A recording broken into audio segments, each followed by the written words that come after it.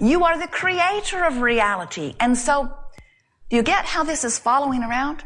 I am the creator of my reality. So I'll look out into the world at realities I don't want to create that are only realities because somebody else beat the drum of them.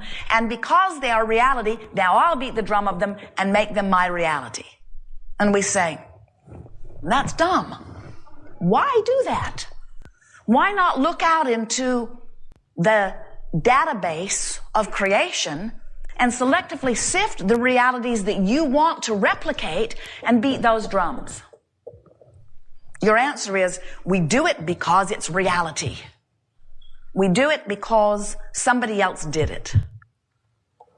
If we were standing in your physical shoes, we would not let the reality of something be our basis for attention. We would let the feeling, vibration of it be our basis. So we would start saying to anyone who was interested in knowing what we were about, if it feels good, I give it my full attention. If it doesn't, I don't look at it at all. And you know what they'll say to you? You should face reality. And then say to them, I do it all the time. I've just become a more selective sifter of the reality that I face. Because I've begun to discover that whatever reality I'm facing, whatever reality I'm talking about, thinking about, remembering, regurgitating, whatever reality I'm making statistics of, whatever reality I'm holding for very long in my vibration becomes my own reality. And I have become particular about the realities that I replicate in my experience because I've discovered I can create reality. I can create reality. I can create reality and I can choose the reality that I am creating. Ooh, we love saying that to you.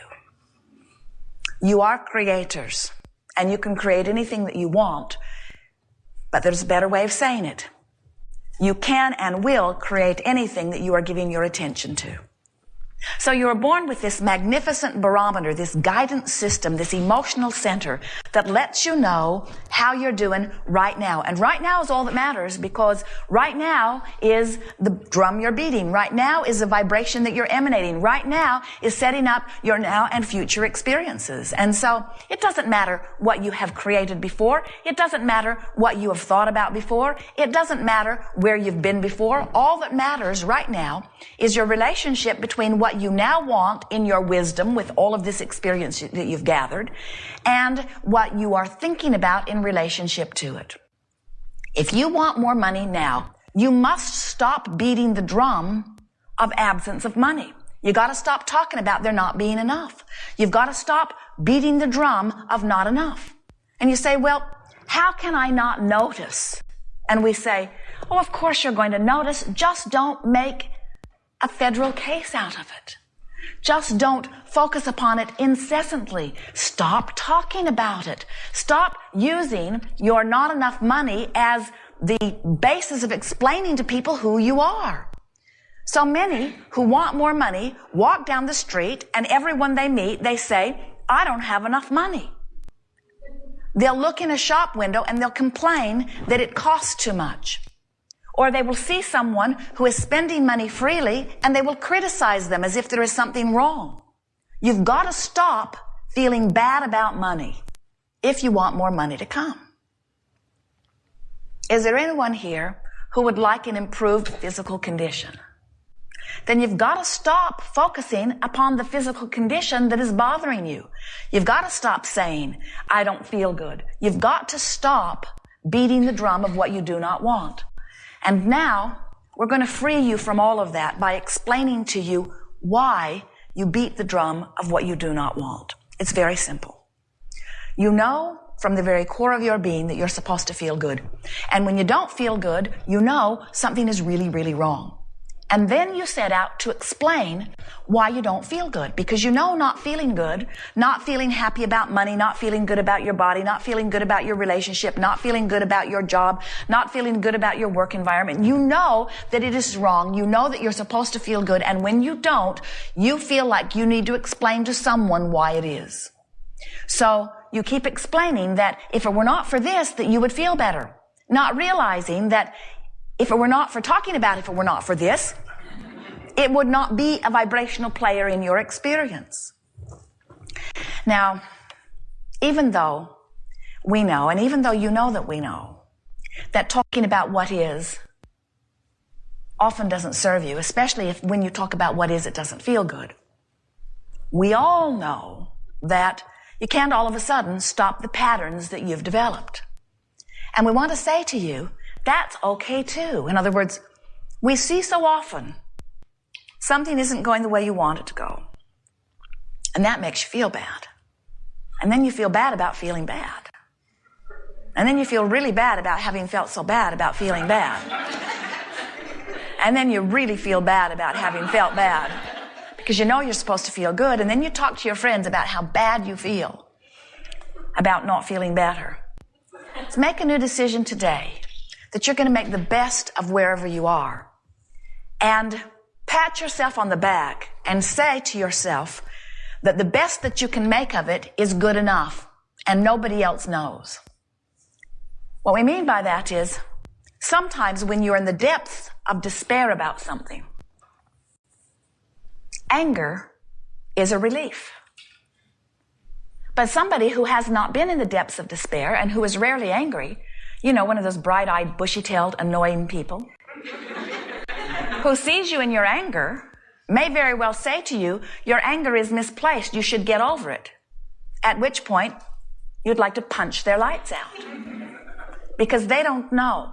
No one can know that the anger that you're feeling right now was a big improvement over the despair that you were feeling before you chose the anger. Nobody knows that the anger that you're feeling and maybe even displaying is an improvement in your vibrational stance. That in order to stop beating the drum of despair, you chose the drum of anger and it was a better drum. Now, we're not encouraging you to stay stuck in anger. We're encouraging you to take the bridge from depression that anger gives you, but then keep saying the same thing. I'm going to still keep trying to find a better feeling. I'm going to still try to make the best of this. You have come forth into a creative environment at a time when the energy is moving faster than we've ever seen it, any time, any place, anywhere. You are a creative genius. You said, I want to be part of this fast-moving energy. I adore an environment where there is so much variety to choose from. And I will pay attention, you said, to the way I feel. And I will mold the energy. I will mold my thoughts. I will pick and choose by trial and error. I will feel my way into alignment with who I am. And after I am aligned, I will flow that energy toward what I choose. And Source will assist me in all ways. There is so much resource assisting you. You are very much not alone. You are the focal point of the energy that creates worlds.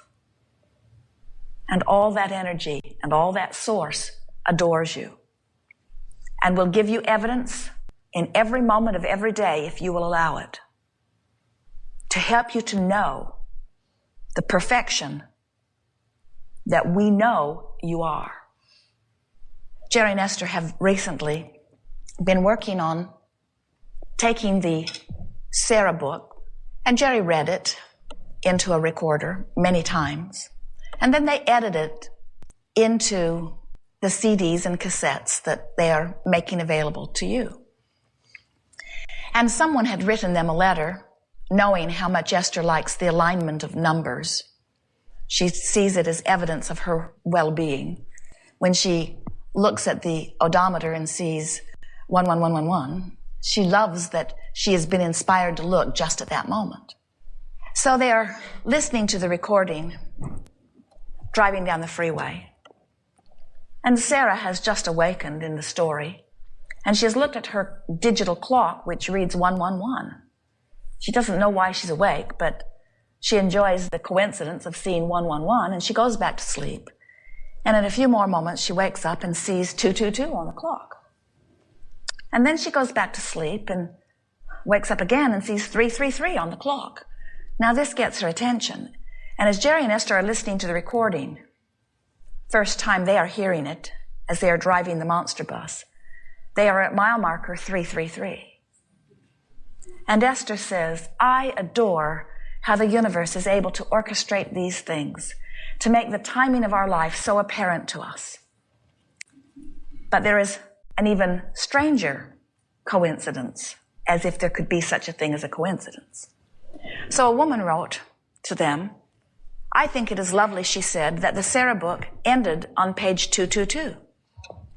And Esther said to Jerry, "I was not aware of that, were you?"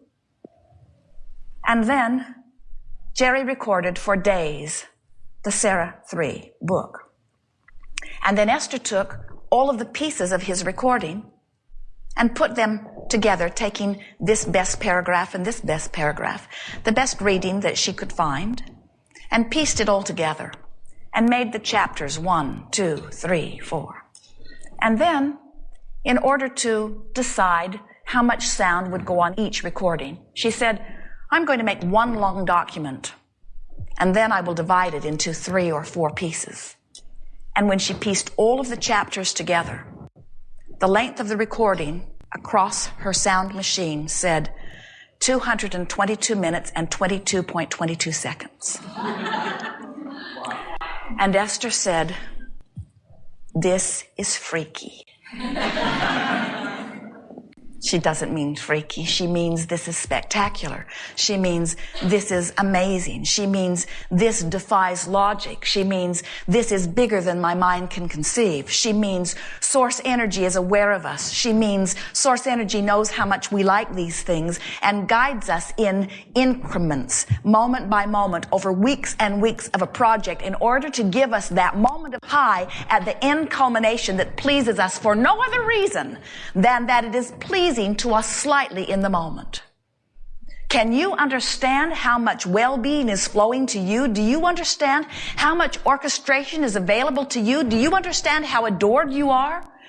Do you understand how the creation of this planet, the creation of this universe, do you understand how it all fits together for the perfection of your experience? Do you understand how beloved you are, how blessed you are, how adored you are, what an integral part of this creative process you are? We want you to. We want you to begin to understand the blessed nature of your being, and we want you to begin to look for the evidence of it, because we are showing it to you in every moment that you will allow yourselves to see it.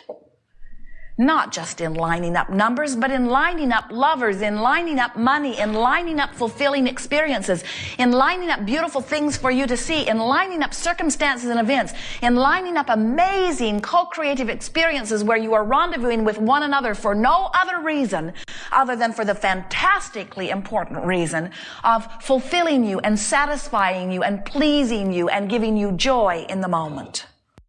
Motion forward is inevitable. It must be. You cannot help but move forward. You are not here as the quest to move forward. You can't not move forward. You are here to experience outrageous joy. That is why you are here. Jerry and Esther have a dear friend. They've been friends with this man for years and years. And he says to them, "There's nothing important going on here." And it's his way of saying, no reason to get upset, no reason to worry, no reason to fret, no reason to fear. Nothing important going on, meaning there is no way that you can fail. There is nothing that can go wrong. The outcome of that which you are will continue to be extraordinarily wonderful. You think, "Oh, I could get sick, I could get run over by a truck, I could die." And we say, yes, many wonderful things like that could happen to you. Once you give up your fear of death and you accept your immortality, and you understand that you will never cease to be and that there will always be a powerful now, and the consciousness that is you will never end, and that it cannot turn out anything but wonderful, then maybe you will relax and say, there is nothing very important going on here. There is only an entire universe that has been established to point me toward a moment in time where I might experience some joy. That's what it is all about. And when you get joy-oriented, when joy becomes your quest, everything else falls into alignment. But just don't beat up on yourself if you are not right now, this red-hot minute, in outrageous joy.